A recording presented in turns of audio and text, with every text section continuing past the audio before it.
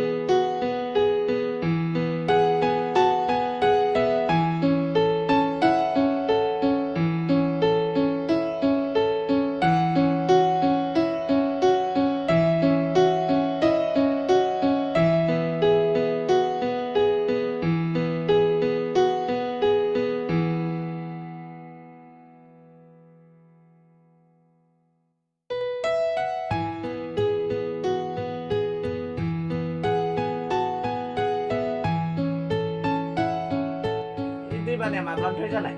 दैबानायाथ' माथो सानथाम सानब्रैसोआनो जाबाय। जाबाय ओमफ्राय रावबो खबर लानो फैयाखै सरकारनि मानसिफोर ओमफ्राय जानाय लोंनायफ्रा बोरै बोरै खस्थ' जायाखै? खस्थ'यैनो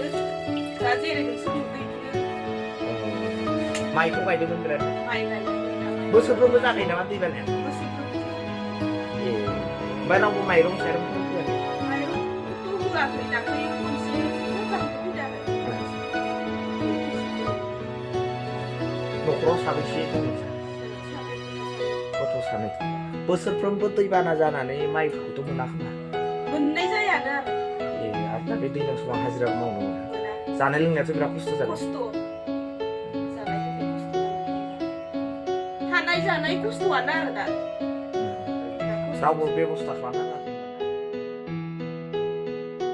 दुखुनि बाथ्रा बावैसो साननिफ्राय नागारै अखा हानायनि जाउनाव दिनै 1 नं, 2 नं आरो 3 नं नावकाटा मोनथाम गामिनि गासै 229 न'खरफोरा दैबानानि सिङाव एबा दैनि सिङाव गोदोनानै दं। जोबोद दुखु नांदों जोङो जोंनि जा सरकारि बिफाननिफ्राय बिथांमोननि जा अनसुंथाइ दैबानानि बेखौ होनो थाखाय जों दाबि खालामदों। जोङो बेवहाय खौसेथि बर' सुबुं आफादजों लोगोसे जोंनि जायफोर बिथांमोना राजखान्थिफोराव आखाइ होदों मिसिं अट'नमास काउन्सिलनि डिएम धेमाजि जिल्ला परिषदनि सोद्रोमाजों लोगोसे जोंनि पन्चायतनि वार्ड मेम्बार प्रेसिडेन्ट गासैजों लोगो नांनानै सरकारनिफ्राय जेसेबां हायो माने अनसुंथाइ बा रिलिफ होहोनो थाखाय जों नाजादों। दा जों नायनानै जोबोद दुखु मोनबाय बे गामि दरथामाव गासै न'खरफ्रोमबो फ्राय बुंनो थाङोब्ला माखासे जिब जुनार दं दाउ अमा मोसौ मैसो बेफोरबायदि दं दा बिसोरखौबो मोजाङै लाखिनो हानायनि बेबस्था जायाखै स्पेसियेलि मोसौआ जिहेतु जोंनि बर'फोरनि धोन बे धोननि थाखाय जोङो थोजासे आदार जगायनो हायाखै बेनिखायनो जोङो बेखौबो सरकारि भाबै जिहेतु आदार राननाय जायो बेखौ जोङो जेसेबां हायो एसेबां नाजानोसै आरो उननि समफोराव जोंनि आफादनिफ्राय जों जायफोरबायदि मदद होनो हागोन बेखौ जों आफादनि गेजेराव सावरायलायनानै थांखि लानानै जोङो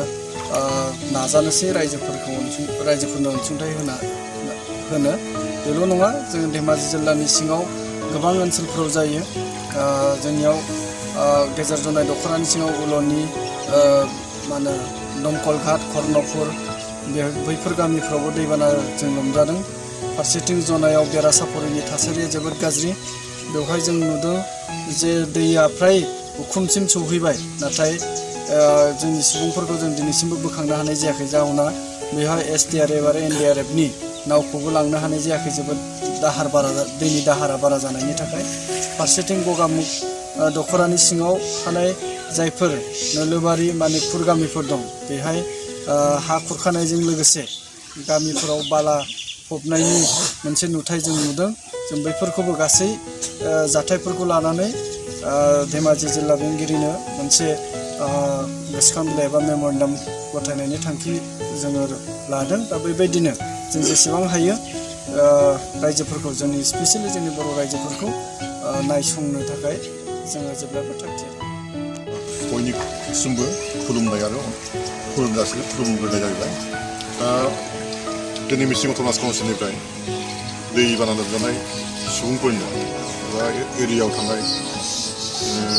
पशुधन मोसौ मोसा जानाय लोंनायनि गांसोनि थाखाय आरो लोगोसे पाब्लिकनो दा कर'नाखौ गिनानै गभर्नमेन्टनि मोनसे बिथोन दङ रिलिफ केम्पआव थायाबा रिलिफ होनो नागिरा बेनि थाखाय जोङो कर'नानि सहाय लानानै पाब्लिकफ्रा रायजोफ्रा दै लोमजाबाबो न'आव गारनानै थांनो बादों बेनिखायनो आङो सार्केल अफिसार आरो जोंनिनो लकेल MLA बिथांमोनखौ खावलायनानै रिलिफ केम्पआव थायाबाबो बिथांमोननो रिलिफ होनो हानायनि बेबस्था लानो थाखाय खावलायदों आरो लोगोसे MLA बिथाङाबो खोथा होदों सार्केल अफिसारखौ बुंहरबाय रिलिफखौ होनाय जागोन केम्पआव थाहैयाबाबो बेनि थाखाय बिनि थाखाय गोख्रों माबा लादों थांखि लादों आरो लोगोसे मोसौ मोसानि आदारनि थाखाय जोङो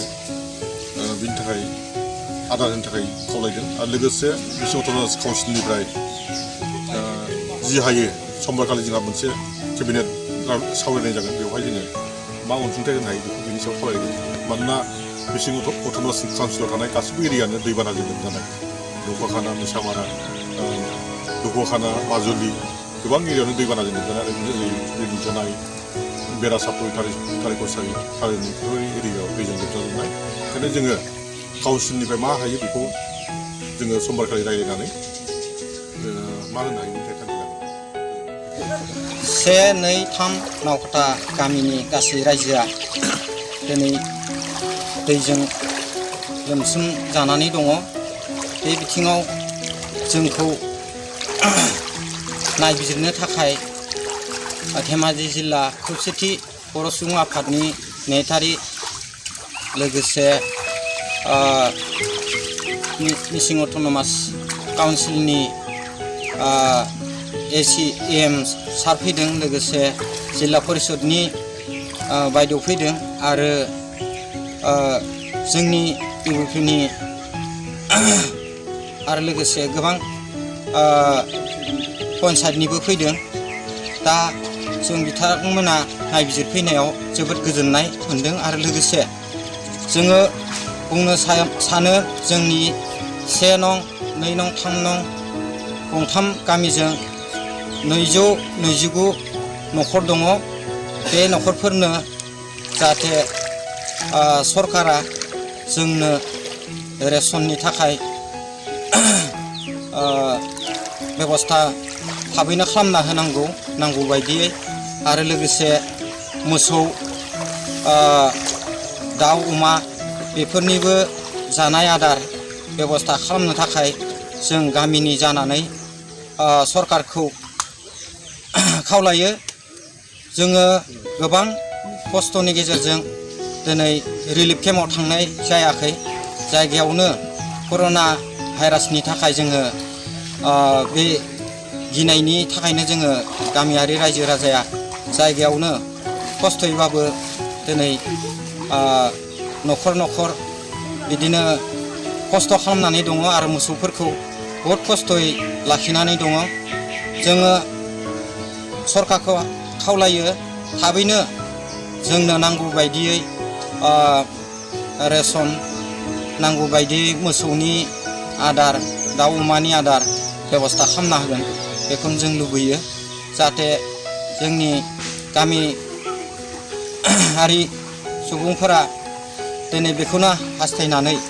जोङो जोंनि बिजिरफैनाय बा नायथिंफैनाय जोंनि आफादनि इउपिनि आफाद आरो लोगोसे MAC लोगोसे जिल्ला परिषद पन्सायत बिथांमोना सरकारखौ नारसिननानै जाहाथे जोंनो जोंनि नांगौ बायदि रेसन आरो नांगौ बायदि बेबस्थाफोरखौ